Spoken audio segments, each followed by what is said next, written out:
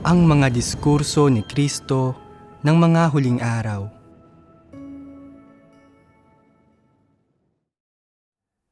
Sa madalas na pamumuhay lamang sa harap ng Diyos, magkakaroon ng normal na relasyon ang isang tao sa Kanya.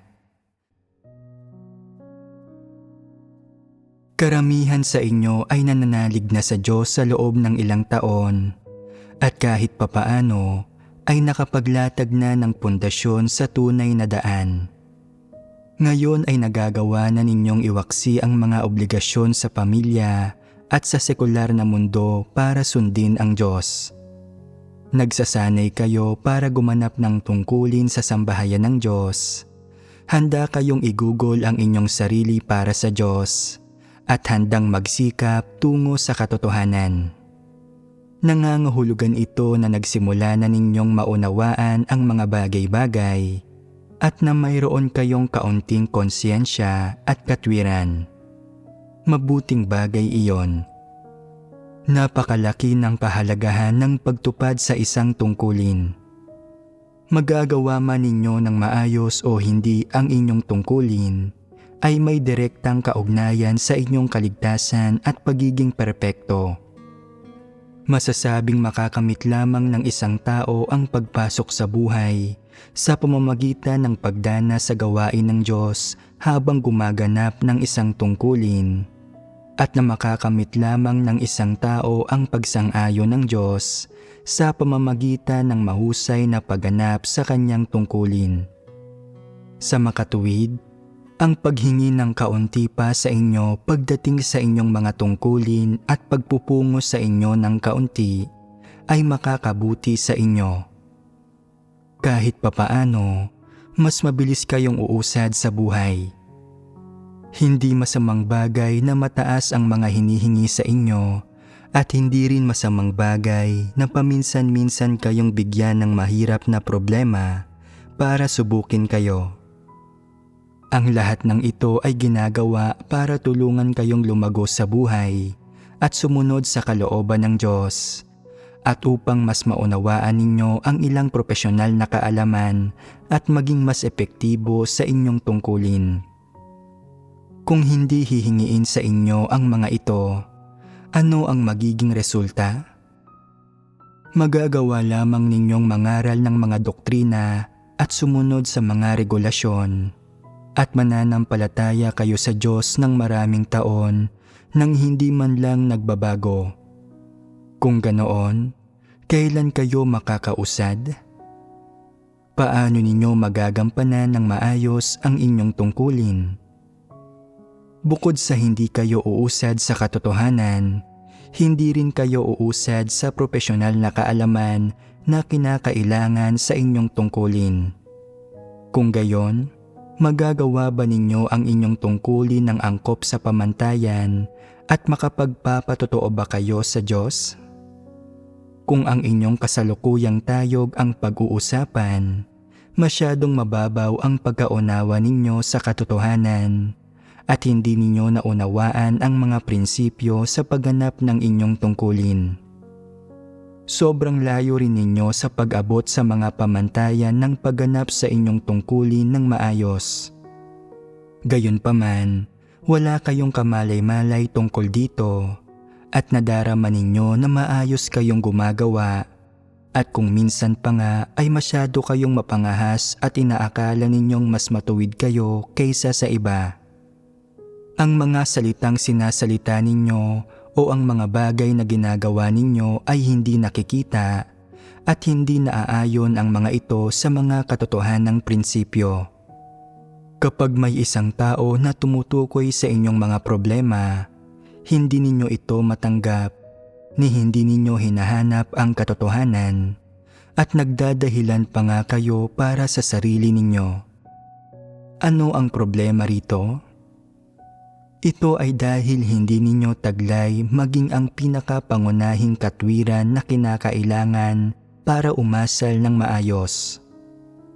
Ano man ang ginagawa mo, kahit papaano, ay dapat na itinuturing ito na angkop ng karamihan sa mga tao. Dapat kang makinig sa mga mungkahi ng lahat. Kung tama ang sinasabi nila, dapat mong tanggapin ito at itama ang iyong mga pagkakamali. Kung sa tingin ng lahat ay maayos ang mga resultang nakuha mo at sinasang-ayunan ng lahat ang mga ito, saka lamang maituturing na katanggap-tanggap ang mga kilos mo. Sa ganitong paraan, sa isang aspeto, magagawa ninyong kumilos alinsunod sa mga prinsipyo habang ginagawa ang inyong tungkulin at magiging mas mature at may karanasan kayo sa paghawak ng mga problema. Sa isa pang aspeto, higit kayong matututo at kasabay niyon, mauunawaan ninyo ang katotohanan at magkakaroon kayo ng buhay pagpasok. At kaya, kapag may nangyayari sa inyo, hindi kayo dapat maging mapagmatuwid. Dapat ninyong patahimikin ang inyong sarili sa harap ng Diyos at matuto kayo ng aral. Dapat ninyong palayain ang inyong sarili upang matuto ng higit pa. Kung iisipin mong, mas eksperto ako rito kaysa sa inyo, kaya dapat ako ang mamahala at dapat makinig kayong lahat sa akin. Anong uri ng disposisyon iyon? Iyon ay kayabangan at pagmamatuwid. Ito ay isang sataniko, tiwaling disposisyon at hindi ito saklaw ng normal na pagkatao. Kaya, ano ang ibig sabihin ng huwag maging mapagmatuwid? Ano man ang iyong mga personal na kaisipan at opinyon, kung bulag kang nagpapasya na tama ang mga ito at na ganito dapat gawin ang mga bagay-bagay, iyon ay kayabangan at pagmamatuwid. Kung mayroon kang ilang ideya o opinyon na sa palagay mo ay tama, ngunit wala kang ganap na tiwala sa iyong sarili at makukumpirma mo ang mga ito sa pamamagitan ng paghahanap at pakikipagbahaginan, iyon ang ibig sabihin ng hindi pagiging mapagmatuwid. Ang paghihintay na makatanggap ng suporta at pagsang-ayon ng lahat bago kumilos ay ang makatwirang paraan ng paggawa sa mga bagay-bagay. Kung may isang taong hindi sumasang-ayon sa iyo, dapat kang tumugon dito ng maingat at maging maselan pagdating sa mga profesional na aspeto ng iyong gawain. Hindi ka pwedeng magbulag-bulagan dito sa pagsasabing, sino bang mas nakauunawa rito? Ikaw o ako? Matagal na ako sa larangang ito ng gawain. Hindi ba dapat mayroon akong mas higit na pagkaunawa rito kaysa sa iyo? Ano ba ang alam mo tungkol dito? Hindi mo ito nauunawaan. Hindi magandang disposisyon iyon. Masyado iyong mayabang at mapagmatuwid. Posible na ang taong hindi sumasang-ayon sa iyo ay isang baguhan at nawala siyang mabuting pagkaunawa sa larangang iyon ng gawain. Maaaring tama ka at maaaring ginagawa mo ng tama ang mga bagay-bagay, ngunit ang disposisyon mo ang problema. Ano kung gayon ang tamang paraan ng pag-asal at pagkilos? Paano ka makakaasal at makakikilos alinsunod sa mga katotohanang prinsipyo? Dapat mong ipresenta ang iyong mga ideya at hayaan ang lahat na makita kung mayroon mang anumang problema sa mga ito. Kung may magmumungkahi, kailangan mo munang tanggapin ito at pagkatapos ay hayaan ang lahat na kumpirmahin ang tamang landas ng pagsasagawa. Kung walang sino man ang may issue dito, maaari ka nang magpasya kung ano ang pinakaangkop na paraan ng paggawa sa mga bagay-bagay at kumilos sa ganoong paraan. Kung mayroong matuklasang problema, dapat mong hingin ang opinyon ng lahat at dapat hanapin ninyong lahat ang katotohanan at sama-samang magbahaginan dito. At sa ganoong paraan, makakamit ninyo ang kaliwanagan ng banal na espiritu. Kapag natatanglawan ang puso ninyo at mayroon kayong mas mabuting landas, magiging mas maganda ang mga resultang nakukuha ninyo kaysa sa dati. Hindi ba't ito ang patnubay ng Diyos? Kamangha-mangha ito. Kung maiiwasan mo ang pagiging mapagmatuwid, kung mabibitiwan mo ang iyong mga imahinasyon at ideya, at kung magagawa mong makinig sa mga tamang opinyon ng iba, makakamit mo ang kaliwanagan ng banal na espiritu. Matatanglawan ang puso mo at mahahanap mo ang tamang landas. Magkakaroon ka ng daan pasulong at kapag isinagawa mo ito, tiyak na aayon ito sa katotohanan. Sa pamamagitan ng gayong pagsasagawa at karanasan, matututuhan mo kung paano isagawa ang katotohanan at kasabay nito ay may matututuhan kang bago sa larangang iyon ng gawain. Hindi ba't mabuting bagay ito? Sa pamamagitan nito, mapagtatanto mo na kapag nangyayari sa iyo ang mga bagay-bagay, hindi ka dapat maging mapagmatuwid at dapat mong hanapin ang katotohanan at na kung mapagmatuwid ka at hindi tinatanggap ang katotohanan, aayawan ka ng lahat at tiyak na kamumuhian ka ng Diyos. Hindi ba't isa itong natutunang aral? Kung palagi kang maghahangad sa ganitong paraan at magsasagawa ng katotohanan, patuloy mong mahahasa ang mga profesional na kasanayan na ginagamit mo sa iyong tungkulin. Paganda ng paganda ang mga resultang makukuha mo sa iyong tungkulin at bibigyang liwanag at pagpapalain ka ng Diyos at tutulutan kang magkamit ng masigit pa. Bukod pa riyan, magkakaroon ka ng landas sa pagsasagawa ng katotohanan at kapag alam mo kung paano isagawa ang katotohanan, unti-unti mong mauunawaan ang mga prinsipyo. Kapag alam mo kung aling mga kilos ang hahantong sa kaliwanagan at patnubay ng Diyos, alin ang hahantong sa kanyang pagkasuklam at pagtatanggal, at kung alin ang hahantong sa kanyang pagsang-ayon at mga pagpapala, magkakaroon ka ng daan pasulong. Kapag nakatatanggap ang mga tao ng mga pagpapala at kaliwanagan ng Diyos, bibilis ang kanilang pag-usad sa buhay. Matatanggap nila ang kaliwanagan at patnubay ng Diyos araw-araw at magkakaroon ng kapayapaan at kaligayahan sa puso nila. Hindi ba't magbibigay kasiyahan ito sa kanila? Kapag ang mga kilos mo ay naipipresenta sa Diyos at natatanggap ng Diyos, makadarama ka ng kasiyahan sa puso mo at sa loob mo, magkakaroon ka ng kapayapaan at kaligayahan. Ang kapayapaan at kaligayahang ito ay mga damdaming ibinigay sa iyo ng Diyos. Ang mga ito ay sensasyong ipinagkaloob sa iyo ng banal na espiritu. Ang pagiging mayabang at mapagmatuwid ay ang pinakakapansin-pansing satanikong disposisyon ng tao, at kung hindi tinatanggap ng mga tao ang katotohanan, hinding-hindi nila malilinis ito. Ang lahat ng tao ay may mayabang at mapagmatuwid na disposisyon at palaging may labis na pagtingin sa sarili.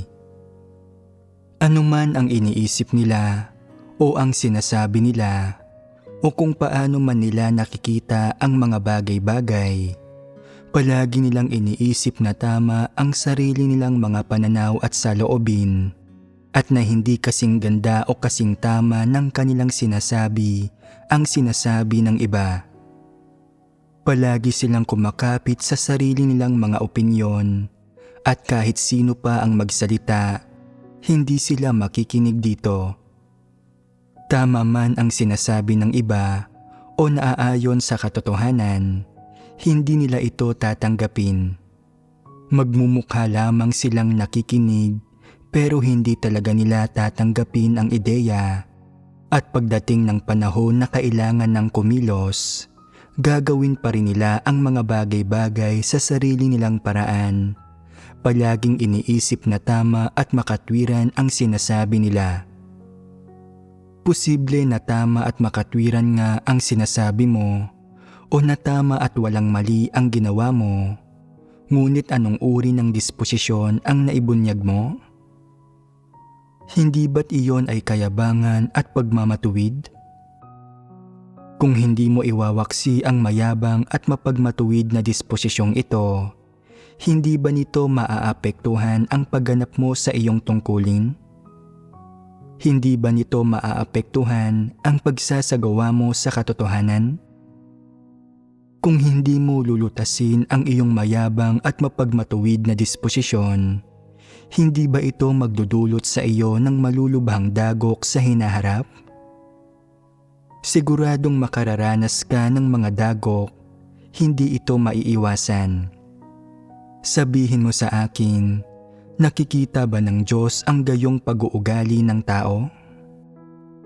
Higit pa rito ang kayang makita ng Diyos.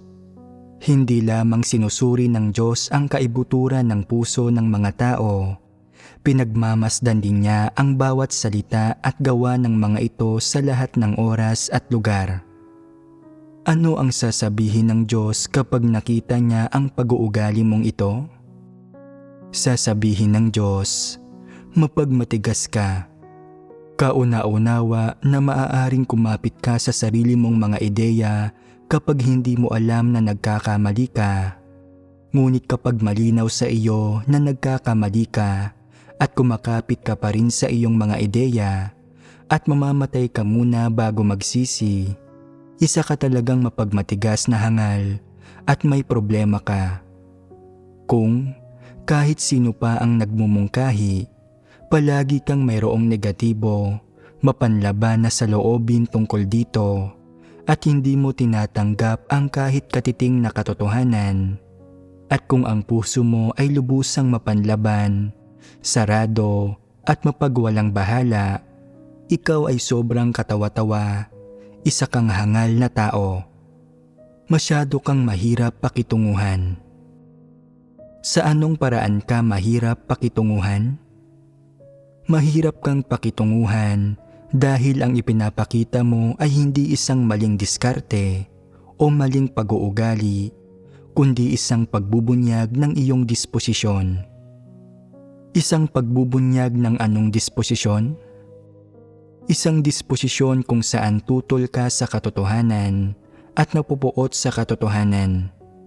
Sa sandaling nakilala ka bilang isang taong napupuot sa katotohanan, sa mga mata ng Diyos, may problema ka at itataboy at babaliwalain ka niya.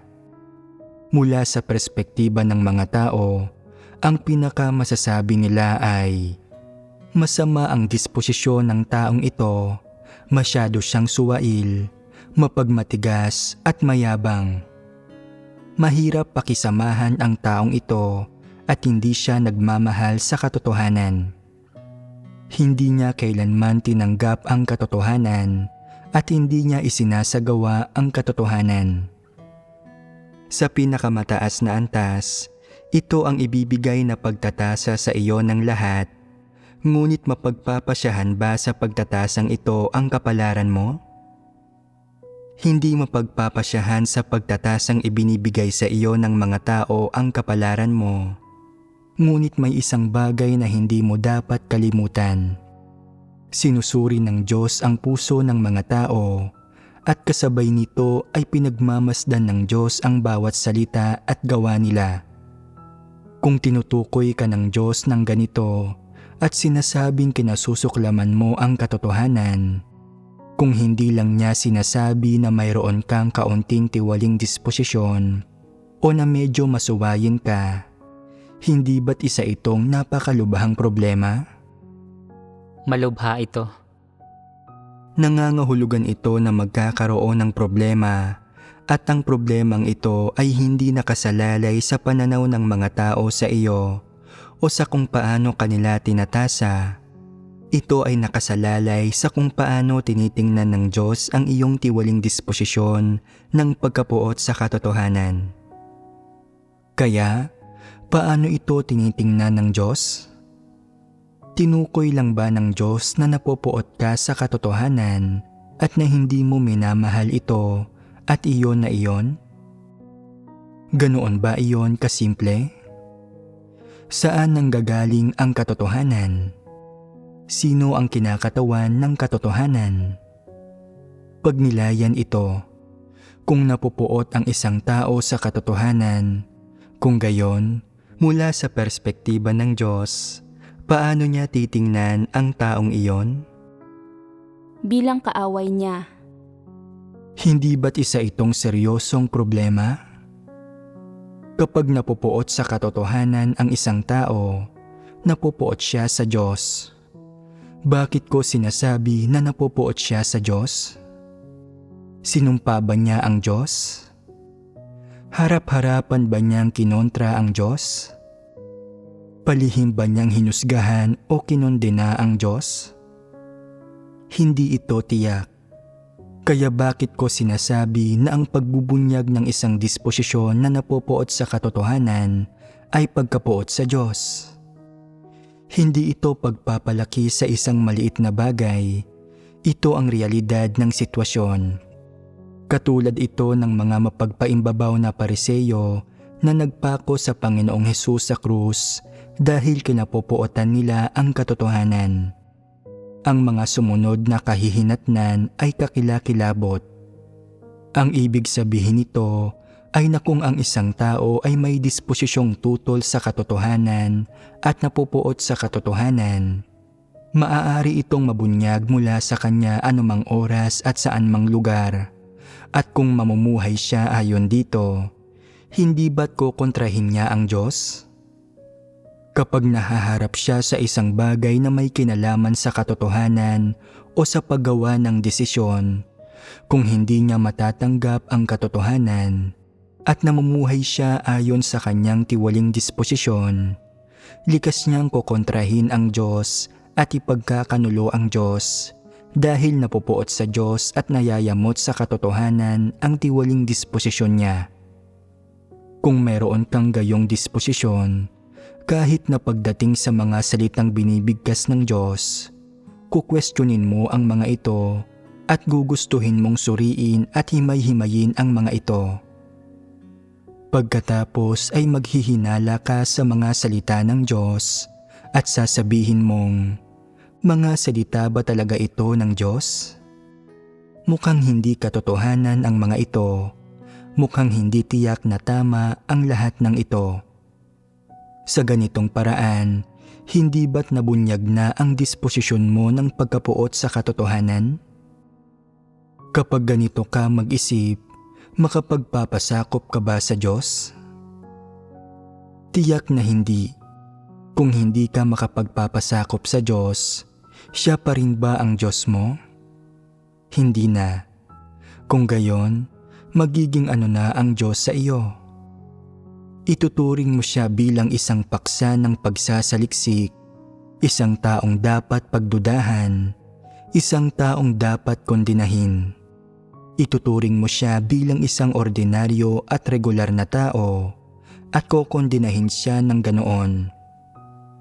Sa paggawa niyon, magiging isa kang taong lumalaban at lumalapastangan sa Diyos. Anong uri ng disposisyon ang nagsasanhi nito? Ito ay sanhi ng isang mayabang na disposisyon na lumubo na ng gusto. Hindi lamang nabubunyag sa iyo ang iyong satanikong disposisyon, tuluyan ding malalantad ang iyong satanikong mukha. Ano ang nangyayari sa ugnayan sa pagitan ng Diyos at ng isang tao na umabot na sa punto ng paglaban sa Diyos at na ang paghihimagsik laban sa Diyos ay umabot na sa isang partikular na antas? Nagiging isa itong antagonistikong relasyon kung saan kinakalaban ng isang tao ang Diyos. Kung, sa pananampalataya mo sa Diyos, hindi mo kayang tanggapin ang katotohanan at magpasakop dito, kung gayon, ang Diyos ay hindi mo Diyos. Kung inaayawan mo ang katotohanan at tinatanggihan ito, kung gayon, naging isa ka ng taong lumalaban sa Diyos. Maililigtas ka pa ba ng Diyos kung gayon? Tiyak na hindi na. Binibigyan ka ng Diyos ng pagkakataong matanggap ang kanyang pagliligtas at hindi kanya itinuturing na kaaway. Ngunit hindi mo matanggap ang katotohanan at kinakalaban mo ang Diyos. Ang kawalan mo ng kakayahang tanggapin ang Diyos bilang iyong katotohanan at iyong landas ay ginagawa kang isang taong lumalaban sa Diyos. Paano dapat lutasin ang problemang ito? Kailangan mong agad na magsisi at magbago ng landas. Halimbawa, kapag nahaharap ka sa isang problema o suliranin habang ginagampanan mo ang iyong tungkulin at hindi mo alam kung paano lutasin ito, hindi mo dapat ito pikit matang pagnilayan. Kailangan mo munang patahimikin ang iyong sarili sa harap ng Diyos, manalangin at maghanap mula sa Kanya, at tingnan kung ano ang sinasabi ng mga salita ng Diyos tungkol dito. Kung pagkatapos basahin ang mga salita ng Diyos, hindi mo pa rin nauunawaan at hindi mo alam kung anong mga katotohanan ang tumutukoy sa isyong ito, dapat kang kumapit ng mahigpit sa isang prinsipyo. Iyon ay magpasakop muna, huwag magkaroon ng mga personal na ideya o kaisipan, maghintay ng may mapayapang puso, at tingnan kung paano nilalayon at gustong kumilos ng Diyos. Kapag hindi mo nauunawaan ang katotohanan, dapat mong hanapin ito at dapat mong hintayin ang Diyos sa halip na kumilos ng pikit mata at walang ingat. Kung may magbibigay sa iyo ng mungkahi kapag hindi mo nauunawaan ang katotohanan at magsasabi sa iyo kung paano kumilos alinsunod sa katotohanan, dapat mo munang tanggapin ito at tulutan ang lahat na magbahagi rito at tingnan kung tama o hindi ang landas na ito at kung naaayon ba ito sa mga katotohanang prinsipyo o hindi. Kung makumpirma mong naaayon ito sa katotohanan, magsagawa ka sa ganoong paraan. Kung matukoy mo na hindi ito naaayon sa katotohanan, kung gayon, huwag kang magsagawa sa ganoong paraan.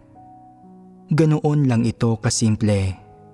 Kapag hinahanap mo ang katotohanan, dapat kang maghanap sa maraming tao.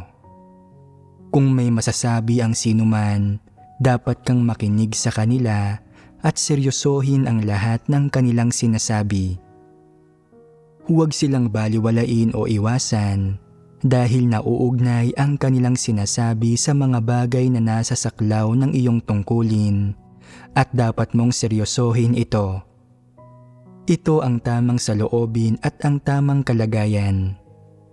Kapag ikaw ay nasa tamang kalagayan at hindi ka nagpapakita ng isang disposisyong tutol at napupuot sa katotohanan, kung gayon, mapapalitan ang iyong tiwaling disposisyon ng ganitong pagsasagawa. Ito ang pagsasagawa sa katotohanan. Kung isasagawa mo ang katotohanan sa ganitong paraan, ano ang magiging mga bunga nito? Magagabayan tayo ng banal na espiritu. Ang pagtanggap ng patnubay ng banal na espiritu ay isang aspeto. Minsan, magiging napakasimple ng bagay at maaaring makamit gamit ang sarili mong pag-iisip. Matapos ibigay ng iba ang kanilang mga mungkahi sa iyo at naunawaan mo, magagawa mong iwasto ang mga bagay-bagay at kumilos alinsunod sa mga prinsipyo. Maaaring isipin ng mga tao na isa itong maliit na bagay, ngunit para sa Diyos, isa itong malaking bagay. Bakit ko sinasabi ito? Sapagkat kapag nagsasagawa ka sa ganitong paraan, para sa Diyos, isa kang taong kayang magsagawa ng katotohanan, isang taong nagmamahal sa katotohanan, at isang taong hindi tutol sa katotohanan. Kapag nakikita ng Diyos ang puso mo, nakikita rin niya ang disposisyon mo at isa itong malaking bagay. Sa madaling salita, kapag ginagawa mo ang iyong tungkulin at kumikilos sa presensya ng Diyos, Ang isinasabuhay at ipinamamalas mo ay pawang mga katotohanang realidad na dapat taglayin ng mga tao. Ang mga saloobin, kaisipan at kalagayan na taglay mo sa lahat ng iyong ginagawa ay ang pinakamahahalagang bagay para sa Diyos, at ang mga ito ang sinusuri ng Diyos. Hindi ba't kasuklam-suklam na may mga taong gustong magbusisi at gumamit ng mga pamamaraan na hindi epektibo kapag may nangyayari sa kanila? Isa itong malaking problema. Ang mga taong malinaw ang pag-iisip ay hindi gagawa ng pagkakamaling ito, ngunit ganito ang mga taong hangal. Palagi nilang iniisip na ginagawang mahirap ng iba ang mga bagay-bagay para sa kanila, na sadyang pinahihirapan sila ng iba, kaya palagi nilang inaaway ang ibang tao. Hindi ba't paglihis ito? Hindi sila nagsisika pagdating sa katotohanan. Mas gusto nilang iwasan ang mahalagang usapin kapag may nangyayari sa kanila. Humihingi sila ng mga paliwanag, nagsisikap na huwag mapahiya, at palagi silang gumagamit ng mga solusyon ng tao para harapin ang mga bagay na ito. Ito ang pinakamalaking hadlang sa pagpasok sa buhay. Kung nananalig ka sa Diyos sa ganitong paraan o nagsasagawa sa ganitong paraan, hinding-hindi mo makakamit ang katotohanan dahil hindi ka kailanman lumalapit sa Diyos. Hindi ka kailanman lumalapit sa Diyos para tanggapin ang lahat ng isinaayos ng Diyos para sa iyo, ni hindi mo ginagamit ang katotohanan para harapin ang lahat ng ito. Sa halip ay gumagamit ka ng mga solusyon ng tao para pangasiwaan ang mga bagay-bagay. Sa makatuwid, sa mga mata ng Diyos, masyado ka nang nalihis mula sa Kanya. Hindi lamang nalayo ang puso mo sa Kanya, ang buo mong pagkatao ay hindi namumuhay sa Kanyang presensya. Ganito ang tingin ng Diyos sa mga taong palaging sinusuri ng husto ang mga bagay-bagay at nagbubusisi. Mayroong mga tuso, magaling magsalita, na may matalas at matalinong isipan, na nag-iisip na, mahusay akong magsalita. Talagang hinahangaan at pinahahalagahan ako ng ibang tao at mataas ang tingin nila sa akin. Madalas nakikinig sa akin ang mga tao. Kapaki-pakinabang ba ito? Naitatag mo na ang iyong prestihiyo sa mga tao, ngunit ang paraan ng pag-asal mo sa harap ng Diyos ay hindi nakalulugod sa Kanya. Sinasabi ng Diyos na isa kang walang pananampalataya at na mapanlaban ka sa katotohanan. Sa mga tao, maaaring sopistikado at magaling ka, maaaring napangangasiwaan mo ng mabuti ang mga bagay-bagay at nakakasundo ang sinuman. Maaaring lagi kang nakakahanap ng paraan para mapangasiwaan at maasikaso ang mga bagay-bagay anuman ang sitwasyon, ngunit hindi ka lumalapit sa Diyos at naghahanap sa katotohanan para malutas ang mga problema. Napakagulo ng mga taong ganito. Iisa lang ang masasabi ng Diyos sa pagtatasa sa mga taong katulad mo. Isa kang walang pananampalataya. Sinusubukan mong samantalahin ang pagkakataong ito para magkamit ng mga pagpapala habang nagkukunwari kang nananalig sa Diyos. Hindi ka isang taong tumatanggap sa katotohanan. Ano ang palagay mo sa ganitong uri ng pagtatasa? Ito ba ang gusto ninyo? Tiyak na hindi. Posibleng walang pakialam ang ilang tao at sinasabing, hindi mahalaga kung paano tayo nakikita ng Diyos. Hindi naman natin nakikita ang Diyos. Ang pinakapangunahing problema natin ay ang makasundo muna ang mga tao sa paligid natin. Sa sandaling nakapagtatag na tayo ng matibay na reputasyon para sa ating sarili, maaari na nating makuha ang loob ng mga lider at manggagawa upang hangaan tayo ng lahat. Anong klaseng tao ito? Isa ba siyang taong nananalig sa Diyos? Tiyak na hindi. Siya ay isang walang pananampalataya. Ang mga nananampalataya sa Diyos ay dapat laging mamuhay sa presensya ng Diyos. Anumang mga issue ang nakahaharap nila, dapat silang lumapit sa Diyos upang hanapin ang katotohanan para sa bandang huli ay sabihin ng Diyos, isa kang taong nagmamahal sa katotohanan na nakalulugod sa Diyos at katanggap-tanggap para sa Diyos. Nakita ng Diyos ang puso mo at nakita rin niya ang iyong pagpapasakop. Ano ang palagay mo sa ganitong uri ng pagtatasa? Ang ganitong mga tao lamang ang makatatanggap ng pagsang-ayon ng Diyos. Kaya ba ninyong ganap na maunawaan ito? Sinasabi ko sa inyo na anuman ang tungkuling ginagampanan ng isang mananampalataya sa Diyos, pinangangasiwaan man niya ang mga panlabas na bagay o ang isang tungkulin na may kaugnayan sa iba't ibang gawain o larangan ng kadalubhasaan sa sambahayan ng Diyos, kung hindi siya madalas na humaharap sa Diyos at namumuhay sa kanyang presensya at hindi siya naglalakas loob na tanggapin ang kanyang pagsisiyasat at hindi niya hinahanap ang katotohanan mula sa Diyos, kung gayon, isa siyang walang pananampalataya at siya ay hindi naiiba sa isang taong hindi mananampalataya. Naiintindihan ba ninyo ang puntong ito? Posible na may ilang tao ngayon na hindi kayang gawin ang isang tungkulin dahil hindi angkop ang kanilang kapaligiran.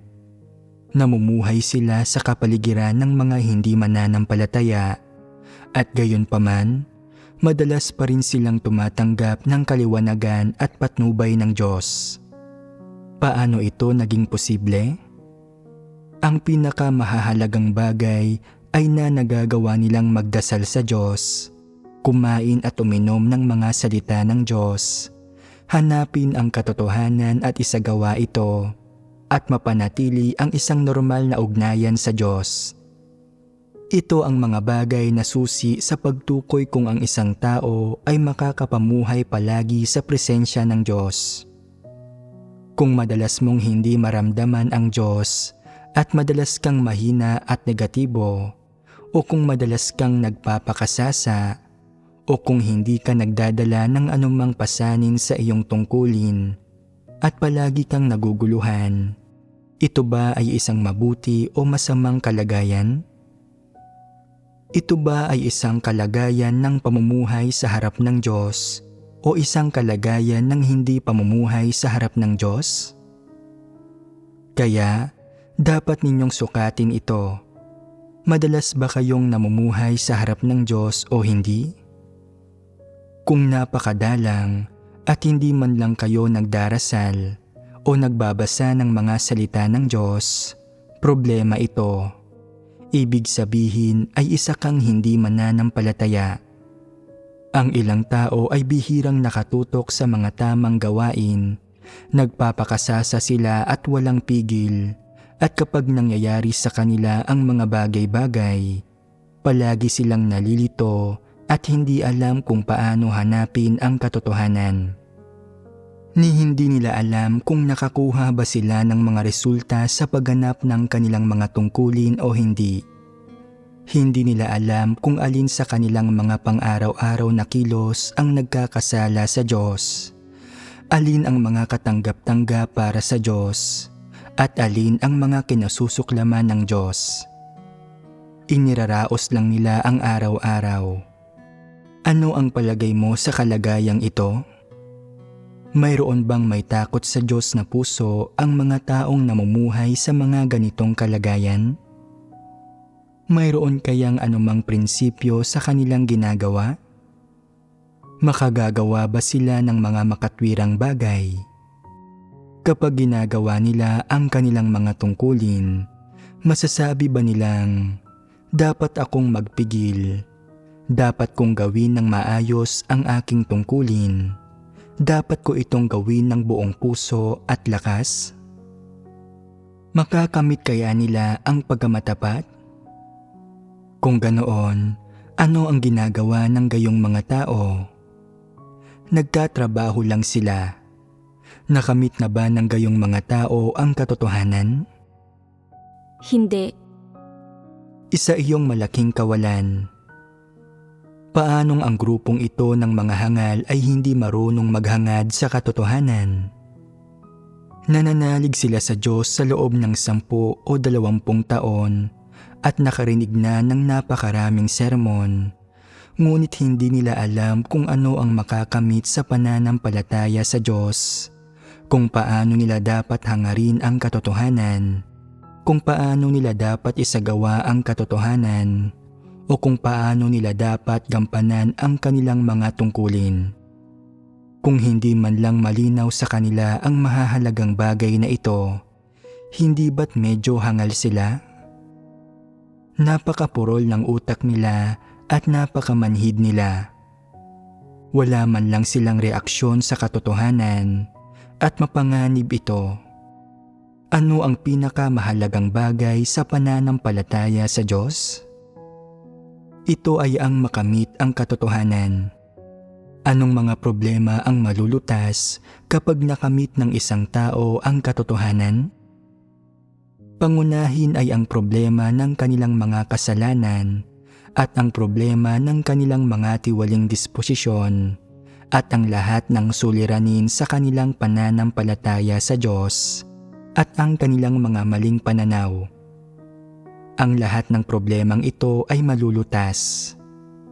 Kapag nakamit ng isang tao ang katotohanan, saan niya ito dapat gamitin? Dapat itong gamitin sa paggampan ng kanyang tungkulin at sa pagpapatotoo para sa Diyos. Ang mga ito ang pinakamahalagang bagay. Ngayon, maaaring wala kayong tunay na kaalaman tungkol dito. Maaaring hindi pa ninyo nakikilala ang halaga o kabuluhan ng katotohanan, ngunit balang araw ay makikilala ninyo ito.